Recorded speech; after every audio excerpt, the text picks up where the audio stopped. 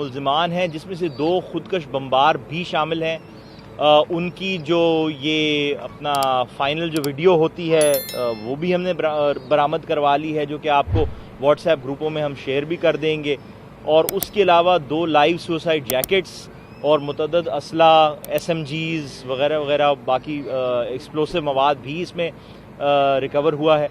اور اس میں جو دوران انٹروگیشن جو ابھی تک ابتدائی انٹروگیشن میں جو ان ملزمان نے بتایا ہے کہ اس سیل کا خصوصی طور پر جو پلان تھا وہ جو ہمارا پولیس ٹریننگ کالج ہے PTC شاہد حیات سعید آباد میں، اس پر سوسائڈ اٹیک کرنے کا تھا کہ پہلے بمبار استعمال کرتے اور اس کے بعد اسالٹ کرتے.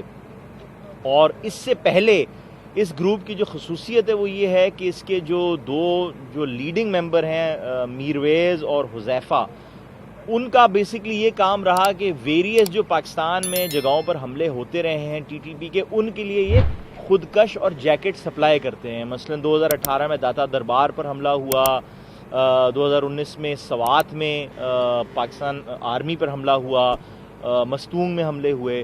تو وہ ان سارے حملوں کے لیے یہ سپلائر تھے کہ یہ خودکش وہاں ڈیلیور کرتے تھے اور پھر ظاہر بات ہے وہ حملہ آگے چلتا تھا. تو یہ کافی عرصے سے اس سیل پر کام ہو رہا تھا. یہ افغانستان کے سے ہوتے ہوئے واپس پاکستان آئے تھے.